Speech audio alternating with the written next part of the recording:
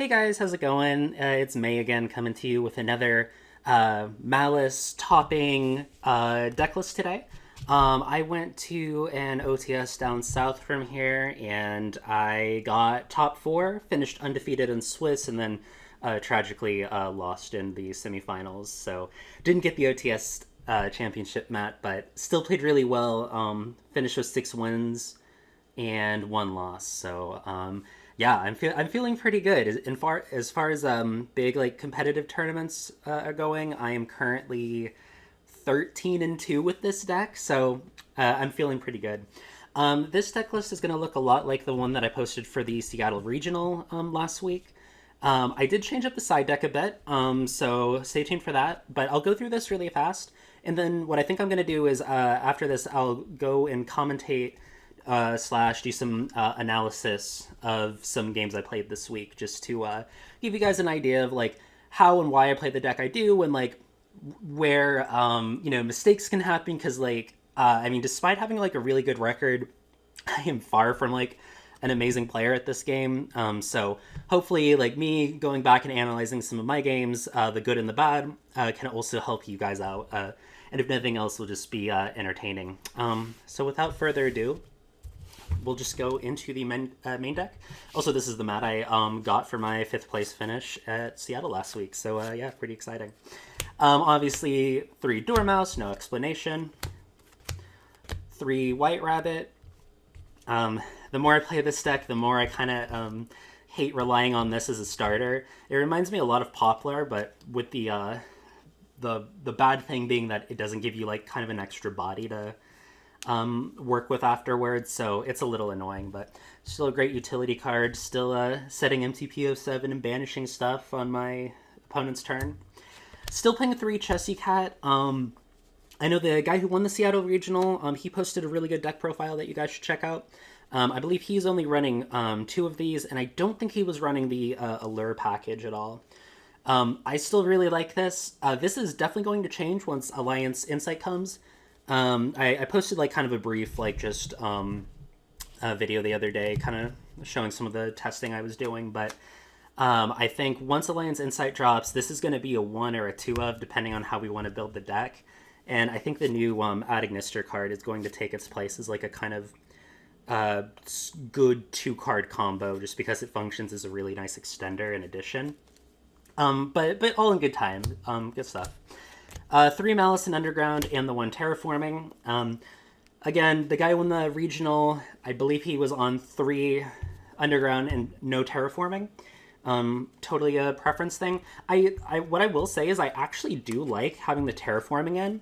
And what I did with this iteration of the deck is a lot of the times I would side one of these out, and if I'm siding in a thrust package, I just count like the thrust is like essentially my extension, because you can search Terraforming, and then that bridges you into your Malice and Underground, obviously. So that's like one reason why I like running Terraforming, just because it's synergizes really nice with the thrust package and helps give it a lot of utility that it might not otherwise have. Speaking of which, now that I think about it, like Gold Sark also kind of does that same thing, but in any case, I mean, you never know. If you draw one and you need the other at some point, it's there, but still like this card. Not the best starter. Really nice extender.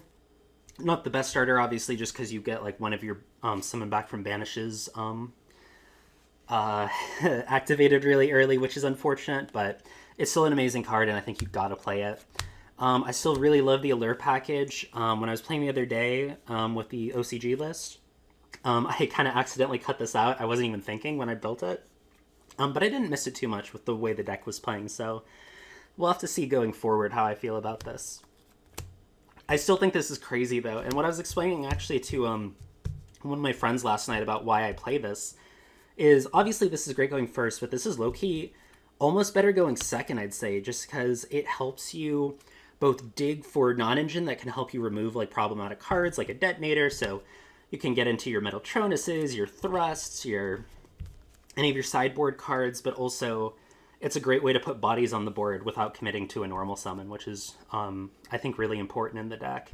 And also, it's just pot of greed. I mean, who doesn't love drawing cards? But anyway, yeah. Traps, same thing. So that's the engine, all the same as last week. 3 shifter, because it's shifter. Every time I dropped this, I won the game. Actually, no, that's a lie, I think. I think I dropped this in my semifinals match and I lost. So, but that was a Maliss mirror match, so that doesn't count. That doesn't count. Same Bestial package, 7 Bestials, 1 Magnemont, because there's only one Sarnier, because it's the worst, but you like to have another name for the body and banish. 3 Drow-Swarm, because it's the best unlimited one. And 2 Baldric, because it's like pretty good. It acts as an inboard piece. And yeah, but I don't know about running 3. I mean, you could. I'd almost run a second Sarnier before I run a third one of this, just because I don't think the benefits outweigh the probability of just having like kind of a pseudo bricked hand with, or I guess not a bricked hand, but a dead card in your hand by having an extra one. But anyway, 3 Ash Blossom, just generic card. Like I said in the last video, I cited this out and played with the ratios a lot throughout the tournament. Sometimes like changing this out for Droll or sideboard cards. It's going first and second. It really is just kind of like matchup dependent. 3 Metaltronus, it's still the most broken card. It's the best board breaker in the format, and probably the most important. This is like a custom Maliss card. It feels like, along with the Bestials. Just the synergy with the deck is so good. Called by because it's called by, and then 3 Impulse because it's a solemn warning from the hand. That's pretty good. So yeah, the main deck I believe is exactly the same as it was at the regional. I haven't really felt the need to change anything. But everybody has like kind of their own comfort level with the deck. So we'll just kind of see. It'll definitely get changed once new support drops. Same stuff as before, 1 of each name. I was testing this week with the second white binder, and it did come up whenever my opponents had a unicorn, which is nice. But I decided to dedicate my flex spot in the extra deck to something else that you'll see.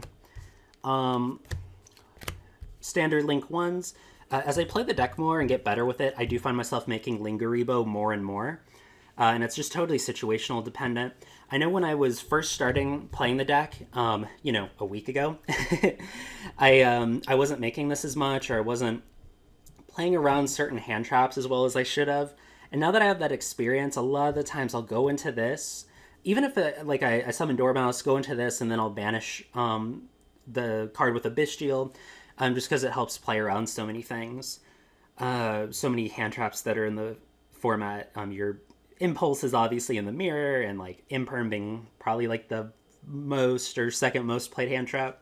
So I guess the more experience with you, there's no like rules I don't think with this deck, but the more experience you get, the more you'll find like good utility for all of these, I think. And I love having them just to play different lines. Haggard, Splash Mage, and Dark, same thing as last week. Again, didn't use Haggard very often. I did have one combo though this week, today, where I played Splash Mage, and I went into like Splash Mage instead of something like Haggard or summoning a Bestial. And I did this because I wanted to play around Nib, and like basically I had checked for hand traps before this point, and so this was like summon 3, I think, for me. Summon 3 or 4. It must have been 3. But based on the sequencing of the turn to that point, I had already checked for hand traps. So I felt like this, based on the engine or non-engine I had in my hand, I thought this was like the most efficient way to combo off, which is one of those things like, it's hard to tell maybe if that was correct or not, but it worked out perfectly. And I think like weird plays like that are just something that the more you play this deck, the more experience you get, and being able to kind of read what your opponent has, and it helps you just kind of maximize how you play your turn, but at the same time not doing a move that'll like lose to like 1 or 2 very popular hand traps that could be running around. So that worked out really well for me. Cerberus, SP, and your inboard piece Firewall. Again, didn't make Firewall very often, and half the time I got nibbed, so that's hilarious. I got double Chaos Huntered in my 4th round match against Memento. The first time I had Thrust in hand, so I thrusted for Talents and took it, and then the second time I had 3 bodies on board. made 2 of them into this and popped it, and by then he had hand looped himself and had only 1 card left in his hand, so that was a scoop. And then access code is the last link because it's access code and it's crazy in this deck. And then the only extra deck change I made was still have the detonator for the Metaltronus target, and then I moved aggregator, which is my Slayer target, but I just moved it into the extra deck itself, replacing a bow just to give myself more room in the side deck. I'm still kind of iffy on Ultimate Slayer because it just hasn't come up a ton, but I'm still a little cautious like removing it entirely because it is so good. And then shout out to the guy in the YouTube comments the other day who told me to play a thrust package because my deck sucked going siding first or whatever. I don't think he said that, I'm just messing. But I have actually really enjoyed playing this. So I took out all the Charmies, no more Charmies in the deck. What else did I take out? I guess that was like the main thing. I kind of forget what the other thing was, but I played 2 Thrusts, 1 Talents, 1 Slayer, 1 Duster, 1 Artifact Sanctum, and 1 Different Dimension Grounds. And then my friends made fun of me for not putting a Dimensional Barrier. And I had kind of forgotten, like, that was kind of a good card to side, specifically because now that pure Ryzeal is running around, that does, like, kind of solo that deck. But all the same, I feel like I have enough cards that if I'm already going first against Ryzeal, I should just be winning. But I guess if they Lancia you, that kind of changes, so maybe in the future I might even think about cutting this for a D barrier, but we'll see. I'll have to test it a little bit. But the thrust package was amazing. Like I said, this won me my game 3 against Memento to keep me undefeated going into the last round of Swiss. I really like these ratios: 2 thrust, 1 talent. Just minimizes your ability to like brick on too many of them, and just like lets you have as much space as possible to keep your side and main deck very like utility oriented. Still 2 Droll, didn't come up today, and I'm strongly considering cutting it, but at the same time, I don't want to lose to White Forest, so it's staying in for now, and it does work against certain decks, but it hasn't been like a huge player, and I think it's actually kind of overrated against like Ryzeal. Not against Ryzeal and Mitsurugi, it is good against that deck, but like pure Ryzeal, even though in theory this should be really good, like it doesn't out a detonator, so that's kind of frustrating, but I think it's still a good card. And then 3 Lancia, this actually did come up, especially particularly in my mirror match, and I also played Crystron today. Although I don't think I ended up dropping this. I think I just dropped Shifter both games and beat the Crystron player, so I'm sorry. And then, still my favorite tech card, Light Imprisoning Mirror, just a one-sided skill and soul drain. It's crazy. Really fun card, great reason to play the deck. And yeah, gotta love playing janky stuff like that. So yeah, really the only significant changes were to the side deck, but of course, like, your side deck is what you're playing with 2/3 of the game, so you could argue that's more important than what's in your main deck.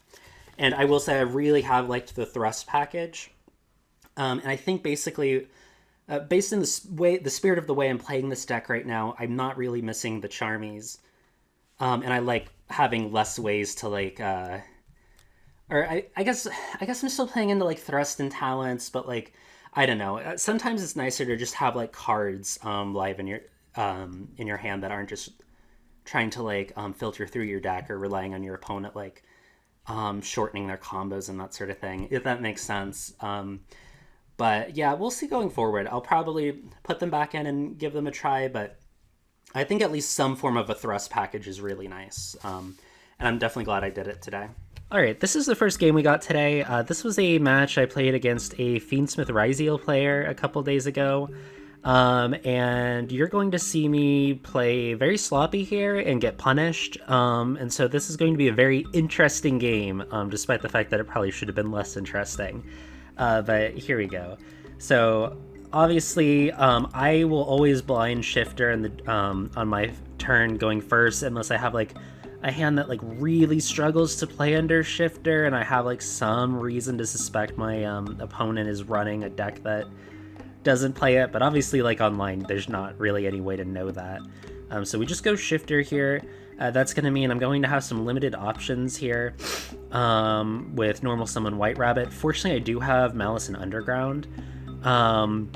so I can get into Dormouse, but of course, obviously you'd love to have like Dormouse just so that you can protect it with the Lingeribo, but we're going to CS. I believe I do that anyway here. So I think we start off White Rabbit, and this is really funny. I didn't actually activate the effect because I decided to go into Lingeribo first before activating the effect. Obviously this plays around Imperm Impulse, to give this a greater chance of resolving, but the other thing this does is it actually implies that I don't have any extension here. Or not necessarily, because I think even if you did, you still play this way, but my opponent sees I normal summon White Rabbit, which is like an okay start, and I'm already playing around to make sure it doesn't get, I don't lose to Imperm essentially. They wasted an Imperm because they shotgunned it and didn't pay attention, but this may give them the impression that I don't have any extension, which of course I do. So this is going to summon back, set MTP 07 here because we're under Shifter, so I want to be able to have that as an interruption for my opponent's turn, and of course, since I have this extension, I don't care too much about getting the body off of God, I can't even remember the traps in my own deck. TB11. So we're going to do I guess what we do first is we go Baldrake to get the body on the board, and that was to play around Nibiru. They obviously drew a Swarmit, which was a nice interruption, so then we're going to go Underground, bring Dormouse back, and here's where I'm going to mess up. We are still under Nibiru here, so what I should be doing is I should be going either for a White Binder or a Heart's Cryptor. And instead what I do is I get greedy and I decide, I want the extra body on board. And there's not really a reason to get a Chessy Cat on board. I don't have any draw power with it. And I don't need the extra body. Like, I guess maybe I was trying to think like, oh, I could make Heart's Cryptor and then have the extra body to go into like a Firewall and have a Firewall Heart's Cryptor, which looks really nice, but I'm trying to do too much, and especially blinding game one. I mean, Shifter alone may be enough to beat my opponent, and I have to really hope, I'm really relying on this MTP07 to be my follow-up, because if I get nibbed here, and then they have like an Ash for this next turn, I have no follow-up, and because everything's banished.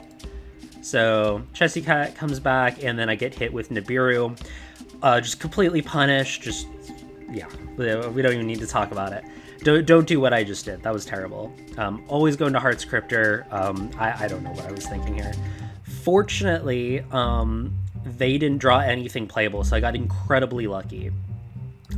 I also didn't draw a starter, so I try to go MTP07, and oh look, I get ashed because, again, I did not play around Nib, and this was basically my lose condition here. There was no reason I should have lost this game. And I played into the one thing that made me lose just because I wanted to like put up a slightly better board while under Shifter. So it's so silly. So don't do that. So we're gonna see how resilient two Bishiels and an Ash are. And when I saw that and I saw them go into Moon, I thought, oh, thank God I'm not gonna die this turn. Since I have like so many ways to stop the Fiendsmith engine. So obviously, there's always the question of, do you like Bishiel the Engraver, or do you Bishiel the Requiem? Bishieling the Engraver makes sure that they can't go into like a Chaos Angel, or obviously Kaiser or Desiree. Going for the Requiem, however, means they don't get the follow-up with Fiendsmith and Paradise. And it means they can't go into a Kaiser, which is really bad against this deck. And because they don't have enough bodies, that means they can only end on a Chaos Angel. Chaos Angel, though, is really annoying, and I didn't want to deal with that. So, and fortunately, I have two Bishiels, so I could technically do both. Here, I'm only going to Bishiel using Baldrake on the Engraver. Because I don't really care about them having, like, a Necroquip and on board with Lacrima Engrave. Like, maybe that's incorrect. Maybe I just Bishiel both, but I do like having the utility just because we're not sure what I'm going to draw for turn, and having the Bishiels as a possible extender, I think. Especially where I like have to top deck to be able to play, I think it's just more important in this position. So we get really lucky and we draw Terraforming for turn. We go Druid Swarm targeting the Requiem. Fun fact here, because I'm doing this, the Lacrima is going to shuffle back on Resolution into the deck. even though the Requiem gets banished. It doesn't shuffle for cost, which is funny because the rest of the archetype does, but since I'm not negating the effect, it'll still shuffle back on resolution. Here they have a set cross out, and I think they thought they had a Druisworm in deck. They actually did not. It was in their side deck because they played it. I think it shows up in game 2. So I don't know what they were doing there.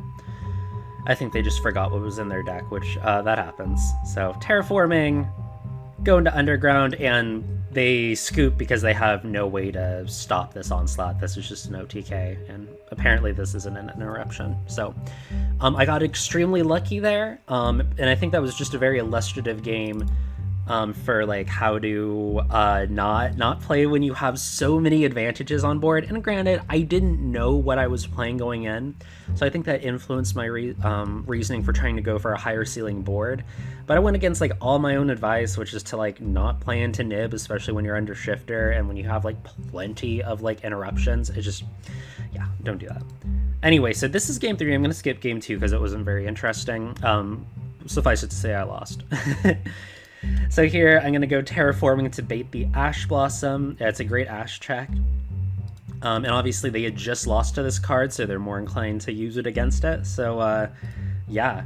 Then we're going to bluff with Thrust, do Dormouse. There's no Bestial to use to go into a Lingeribo and then banish this to then try to activate it while using a Lingeribo to play around an Imperm. So we're just going for it, and especially with Underground here, I'm not too worried about it. I'm going to go Chessy Cat because we want to get the draw and we want to force their hand at an interruption.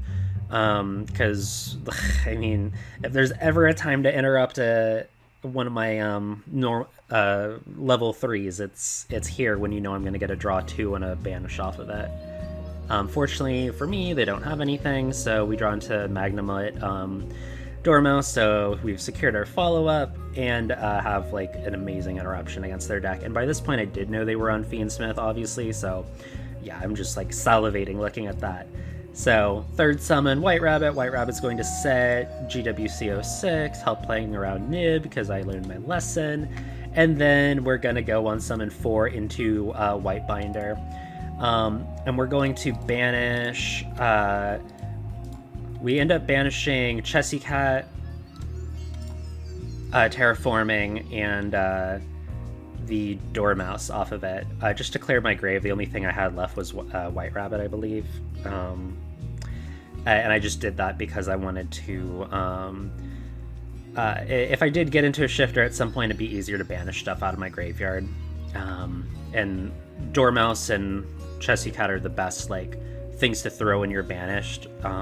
To use to shuffle back with Heart's Cryptor, just because they're not on summon effects, versus White Rabbit's a very powerful interruption.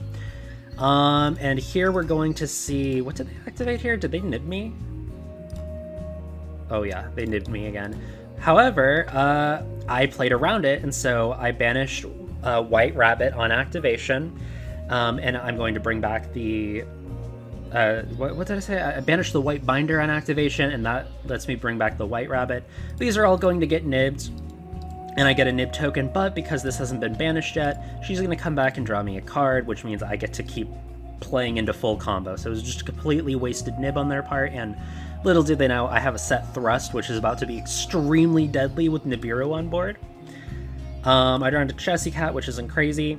I held off on using White Binder's effect, just because if I do get nibbed, and I have no reason to go into like a TB11, I like to save it for the summon back.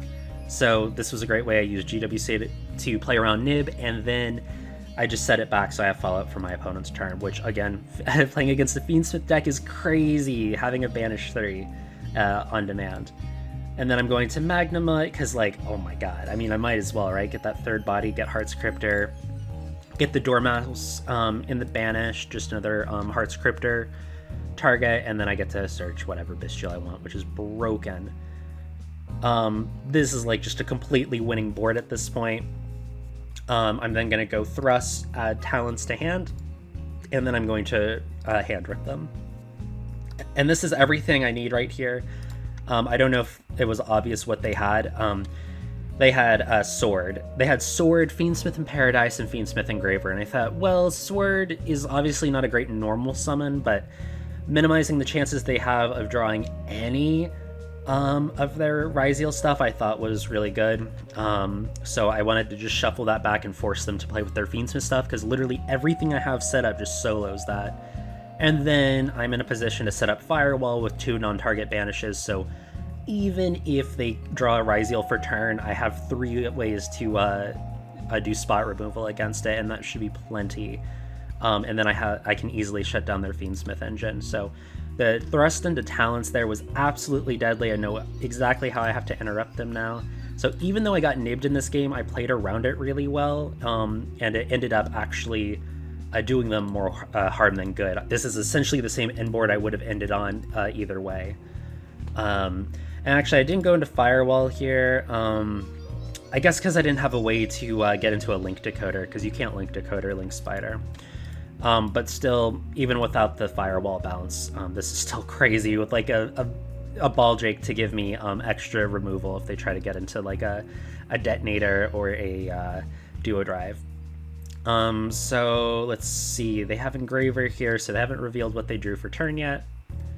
So they go Engraver for Tract, and here I could have activated GWC in response to Tract, but I had a very strong feeling they were going to search for Lacrima instead of Lurie, which would have, and if I had done that, I would have essentially just been banishing this, and I guess the Fiendsmith in Paradise, which wouldn't have been as high impact. So I wanted to wait. If they did do the Lurie, I figured, well, okay, I'll let them go into like the Requiem, and then I just banish everything once the Lacrima gets summoned from the deck, and I'm in the same spot either way. So this is exactly what ended up happening. This is what they drew for turn, an Imperm, which not a good draw for turn, unfortunately, because it just doesn't do anything. And then their last play is Lacrima, and here, I mean, there's just nothing they can do. I'm just going to summon back Whitebinder, banish their Fiendsmith engine, and then that's going to be like GG's right there. They banish Fiendsmith in Paradise, but it's not going to do anything because they're not going to have any names to send Desiree with. All they're going to be able to do is send their final Engraver, but again, that doesn't get them anywhere, unfortunately, especially with a Bestial in hand.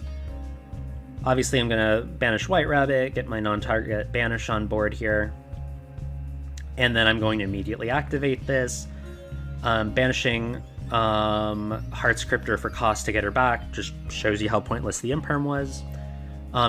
And then, yeah, we banish Lacrima, and now they have no cards in hand and no way to get this Engraver on the field. So I didn't even need the Bestial, but, you know, just in case I had the Bestial and, like, all 3 names and the field spell, so, you know, it's just crazy. So it's a really good game. I think they immediately scooped after this, yeah, because there's just nothing to be done at that point, but that was a tale of 2 games there. Game 1, where I played into Nib really hard and got punished and somehow just won because I'm just lucky.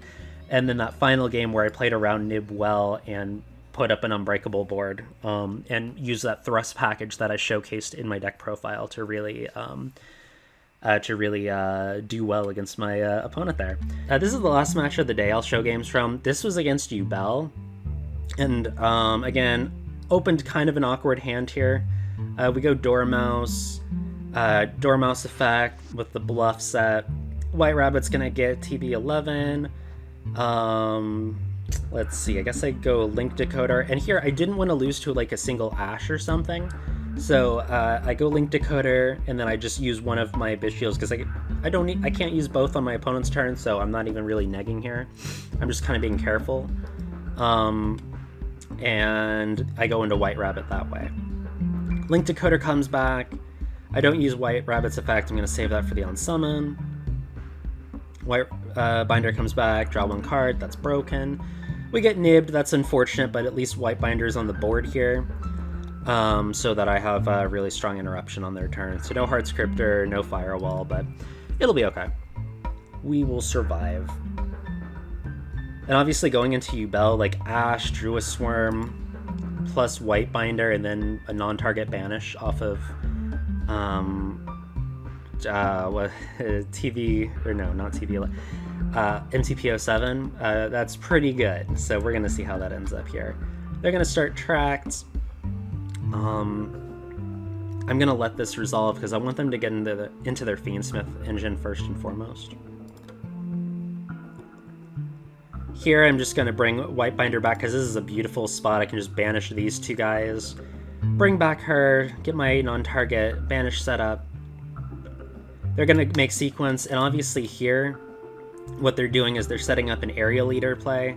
And I was not about to let that happen, so I decided to Druid Swarm the Lacrima away. Definitely a good normal summon, definitely scary to deal with, but it's a lot less good if this is not in the graveyard or on the field.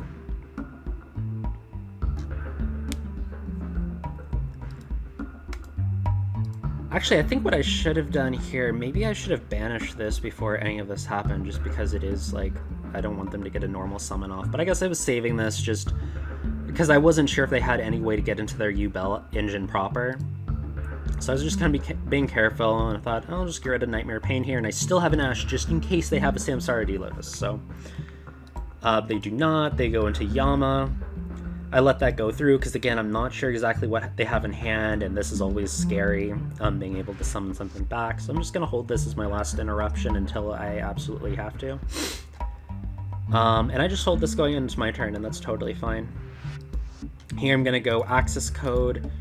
I'm going to go Chain 1 Druid Swarm targeting, Chain 2 critically Axis Code, targeting Whitebinder for the attack bonus, and they cannot respond to that, so it's a really good way to get rid of the opponent's monster, since I had turn priority throughout that entire sequence.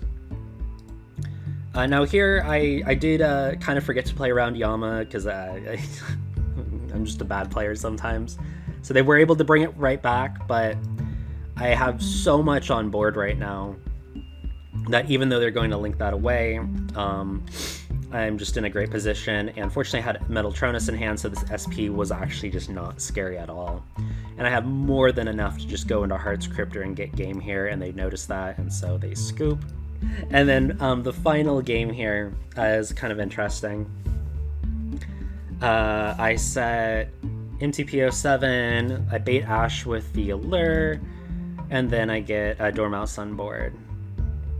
And then fortunately I'm able to dodge with MTPO7. I don't necessarily need to, given that I have White Rabbit.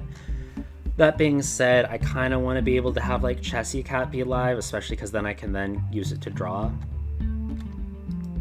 So I also get follow-up here, which is really nice.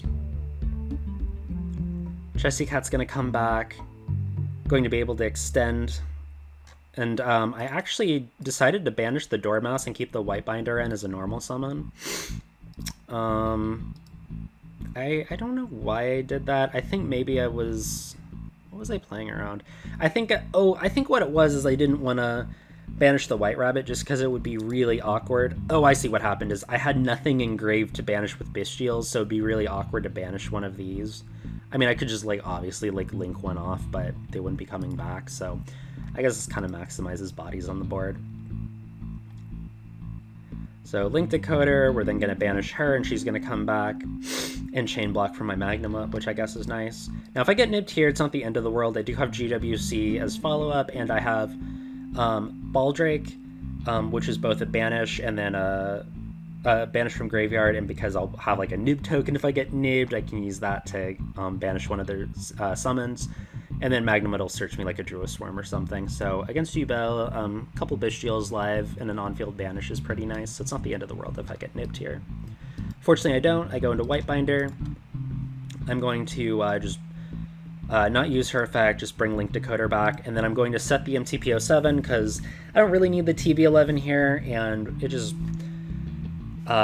gets this set without having to rely on banishing her. So I thought I might as well just do this. Well, and actually, since this was already used in Grave, I actually had to do that. So yeah. And then we're going to go into Heart's Cryptor. We'll banish her with a Baldrake because obviously I have two in hand, so I might as well use one here and just set it up as an end-board piece, get my draw off.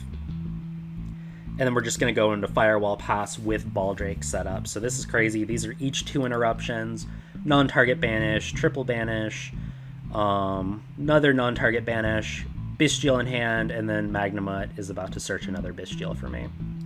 So this is like a completely broken setup. And this again was through Ash Imperm, which is pretty nice.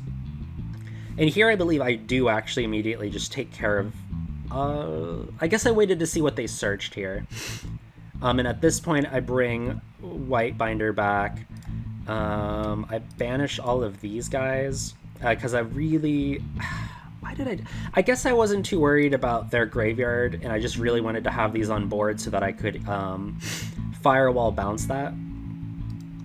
However, that did immediately play into talent, so maybe I should have been a little more patient there, but I guess I really wanted to cut them off from their normal summons as quickly as possible.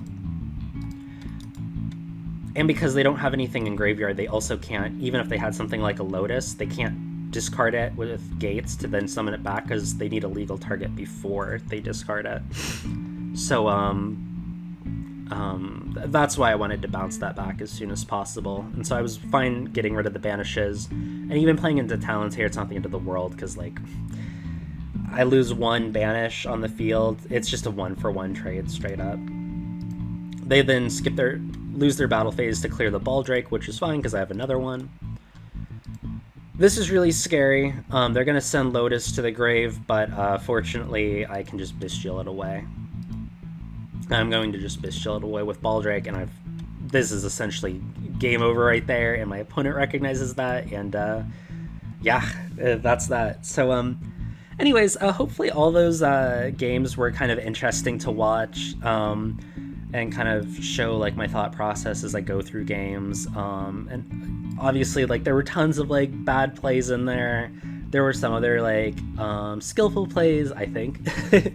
But yeah, it shows you like how much depth and decision making there is with this deck, and that's one of the things I really enjoy about it. Even though it's more than just like memorizing a long combo to make a crazy board. It's about timing interruptions well, knowing what your opponent's decks do, knowing what your win conditions are, and like not losing sight of that just because you want to like combo off or whatever. Which is something that, as you saw, doesn't always happen with me, so it's a good lesson to remember. But anyways, I hope you guys really enjoyed that. Let me know if you want to see any more content like this in the future. I am planning on putting together like a more scripted Maliss video here, so that'll probably be up sometime this week, and hopefully that'll be interesting. So yeah, anyways, thank you again for watching, guys, and I'll see you on the next one.